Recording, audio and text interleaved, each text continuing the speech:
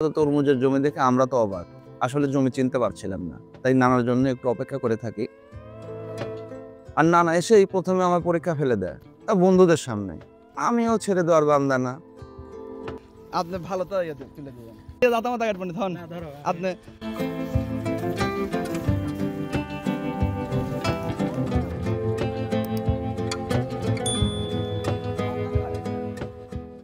আমি জমিতে গিয়েই নানাকে বলি পাকা দেখে একটা তরমুজ তুলে দিতে, আর নানাই আমাকে বলে তুই দেখে ইচ্ছা মতো তুলে খা। আরে মহা মুশকিল, আমি তো কাঁচা পাকাই চিনি না। আমি হচ্ছে বাজার থেকে কেনা পাবলিক, আমি কি জমি থেকে কাঁচা পাকা চিনে তুলতে পারি? তুলতে লাগান কাম হলো না। সাউন্ড শুনছো? কট কট কট কট করলো। এই টন টনটাই তাহলে তোলা হচ্ছে।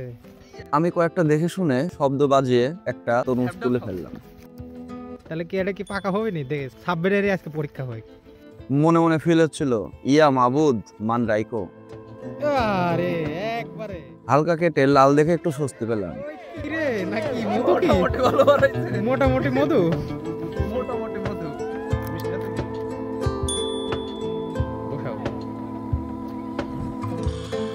ये मैं गाली नहीं दे सकता। হ্যাঁ পারে। যদিও মিষ্টি না তেমন, বাজারের শুটকি তরমুজগুলোর মতোই। বাজারের মতোই, বাজারের থেকে পাকাটা কিনছে পানছে, কাঁচা তাই পানছে। তুমি পয়সা এসে কাঁচাটা তুলছো, ডাইরেক্ট যে সাদা হয়নি ওই মেলা। তা কখনো কি নিজের হাতে তরমুজ তুলেছেন? না তুললে তো আর মজাই বুঝতে পারবেন না। পরে নানা হলুদ জাতের একটা পাকা তরমুজ তুলে দিল, ওইটা খেয়ে বুঝলাম টাটকা তরমুজের আসল স্বাদ। পরে বন্ধুদের থেকে আবার আরেকটা চ্যালেঞ্জ, একটা শেষ না হতে আরেকটা চ্যালেঞ্জ। এই চ্যালেঞ্জটা হচ্ছে টাটকা তরমুজ তুলে ঘুষি মেরে ফাটাতে হবে। আমার জন্য ওইটা কোনো ব্যাপারই না, দেখেন ঠিক আছে। এ তরমুজ একটা তরমুজ খাওয়া কোনো ব্যাপার? আর এটা কোনো ব্যাপারই না। আমিও একটা তুলে নিয়ে রেডি হয়ে দেখিয়ে দিলাম, এক ঘুষিতেই শেষ।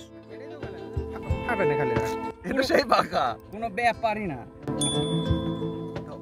পরে সেটা খেতে খেতে অবশ্য চলে আসে। এর মধ্যে দিয়ে আমাদের জমিতে থেকে তরমুজ খাওয়ার সবর শেষ হচ্ছে।